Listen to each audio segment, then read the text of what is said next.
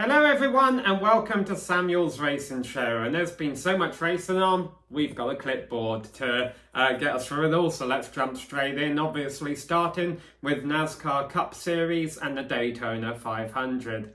Now the end there was interesting for me because I had a gym appointment at 7:30 and so I was waiting for a big incident to happen where I could drive to the gym, and that's when the red flag flew, so I never really got to see what caused or happened in the red flag. I just knew there was a crash that took out Joey Logano.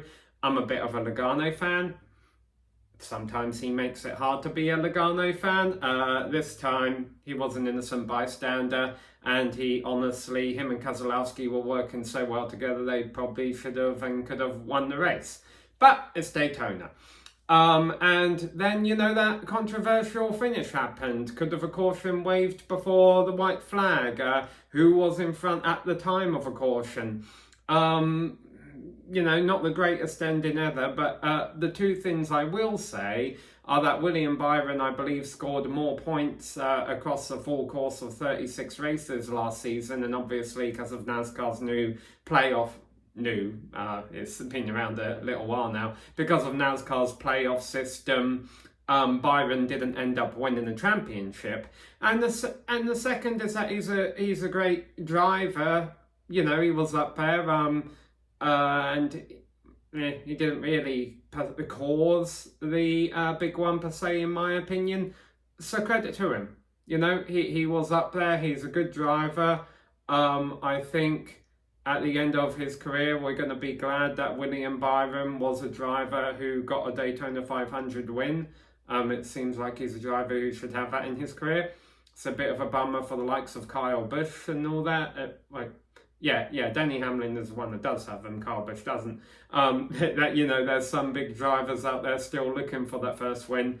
So kudos to William Byron. He got that W. As far as iRacing is concerned, and we'll get into my iRacing escapades later, but I was in two iRacing Daytona 500s over the weekend, and I got in an incident in both of them. One of them was a minor incident, and I would have been okay if a caution had came out and I could have got it repaired, but of course, after my incident, everyone decided to race cleanly, so oh well, it's what it is. NASCAR Xfinity Series. Who do I like in the Xfinity Series? Well, I like about 50% of the drivers called Sam in the NASCAR Xfinity Series. So Sam Smith in JR Motorsports, I'm looking forward to seeing what he does this season. I mean, Sam Meyer's good too. He's a bit incident prone. And there have been so many driver and team changes in the NASCAR Xfinity Series this year. I haven't done a great job of keeping up with it. But I did a better job than whoever designed the graphics to do in the Fox broadcast. That just confused me even more about all the driver changes that they tried to showcase there. By the end of the day, it didn't matter anyway, because Austin Hill won and he's becoming a bit of a Daytona specialist there. So credit to him. It'll be interesting to see how that championship unfolds.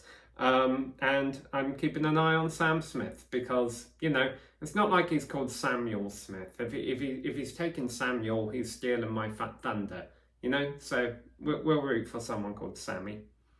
The NASCAR Truck Series, Nick Sanchez got the win there.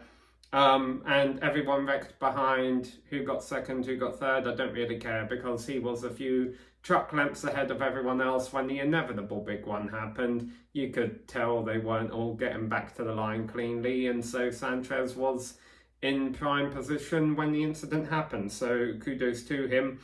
The two drivers I want to keep an eye on this season over in the trucks are Corey Heim, who has been doing well, and Ben Rhodes, who is now a two-time champion in that series, I believe.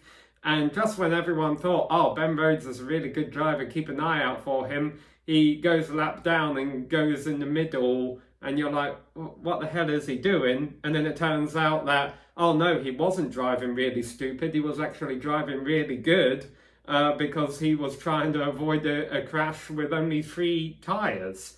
Ben Rhodes and Corey Heim, those are 2 drivers I've got on my ones to watch list over in the NASCAR Truck Series. All right, can the guy with a British accent talk about series that are not NASCAR? Yes, he can. He can talk about Supercross. I believe we had gotten as far as round number 4 last time I uploaded an episode. We're 6 rounds into the season now. The 250 East division raced at Detroit, so their season has started. Let's start with 450. 7 bikes within 17 points. And it's hard to pick a favourite. I'm still picking Brett Lawrence. I think he's had a rough start to the season, but I think it's going to come to him. I'm still a little bit concerned about Eli Tomac. He's had some good results, but he's not been consistent. I think he's going to be one of the first ones to drop by the wayside in that 7-way fight. We're going to get towards the end of the season. There's only going to be a few left in it. It's going to be Brett Lawrence, Cooper Webb, Chase Sexton. I'd like to say Ken Roczen too. I mean, he's our most recent winner. He earned a win. He's been performing strongly this season, but he's let me down so many times in the past. But maybe this year he'll get it done. But it's going to be tough to beat Brett Lawrence. 250 East, they've had 1 race. Kudos to Austin Faulkner. He won it. Everyone else piled up in the middle of the field. I can't tell you who my favourites are, I really can't pick a pecking order there. I don't think anyone can, because it's hard to say when everyone wiped out in the first corner, who would have actually been good over the course of a race. So they're racing again this weekend at Arlington. Maybe we'll have a bit of a clearer picture. 250 West, still you got RJ Hampshire and Jordan Smith, who are performing very strongly, but then they also have off weekends. I think Levi Kitchen is going to be the one to watch in the course of a long run. So we'll see if it proves me wrong. Maybe I'm just partial to him because of last name. Speaking of which, last name, the other one I said was awesome, was Thrasher. And I think Nate Thrasher got injured along those lines. He's having a hit and miss season as well. So really, Kitchen's the only one who seems to be strong each time out. And when you're talking about a 9-race season or whatever they're doing in 250 West, I think that's going to pay dividends for him.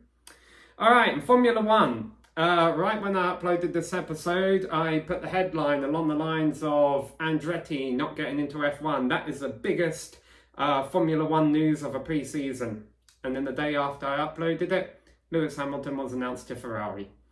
Am I going to be a Lewis Hamilton and Ferrari fan? I've been a Ferrari fan my whole life. I am not a Lewis Hamilton fan per se. I think he's a great driver. He's gotten involved in a lot of incidents throughout his career, but then I also grew up a Michael Schumacher fan, and you could definitely say the same there. And probably one of the reasons I don't want to see Hamilton be as successful as he has been is because I don't want him beating Michael Schumacher's records, but he's done that anyway. The thing that makes me optimistic about this is the fact that Hamilton's a smart guy, and if he sees that Mercedes is dropping back and Ferrari is starting to get their act together, and he sees optimism to make this team switch going into 2024, as a Ferrari fan, that's positive vibes.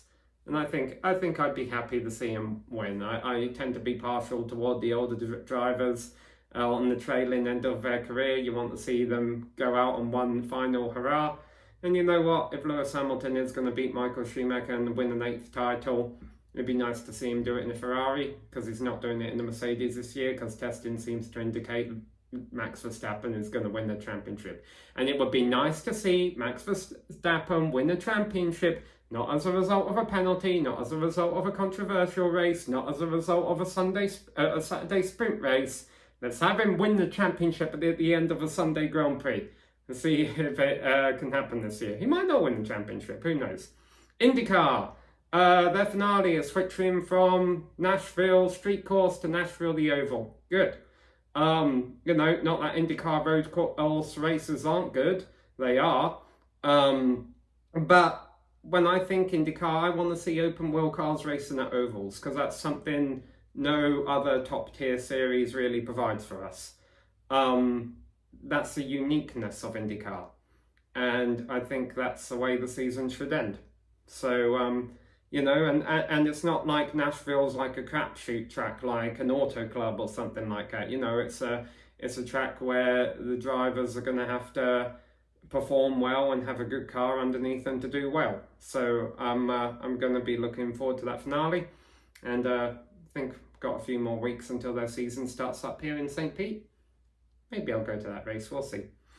As far as iRacing is concerned, there is going to be no Lionheart racing. So why am I wearing this 4D Racewear t-shirt? Well, because I'm still racing my 4D Racewear paint scheme out there in the Classic Team Championship, the Lotus 79 Championship at GSRC broadcasts on Sunday mornings. Had a couple of off weeks because we've been going to lower downforce circuits. I tend to perform better at higher downforce circuits. So we go to Hungary this weekend. So get your act together, Samuel, because the finale will be at Le Mans. So if I'm going to have a good race before the end of the season, it's got to come this weekend. I'm also a commentator for the Rolling Thunder Racing Series on GSRC Sunday nights, and they're coming to 3 races left to go. There's a championship battle there where Dylan Jones has about 20-30 points over the rest of the field. Daniel Eberhardt has been really the top performer of the season, but he's missed a few rounds and is having difficulty to catch Dylan Jones because Jones has been so consistent. And that could all be thrown on its head this weekend because the broadcast we're doing Sunday night is going to be at Talladega.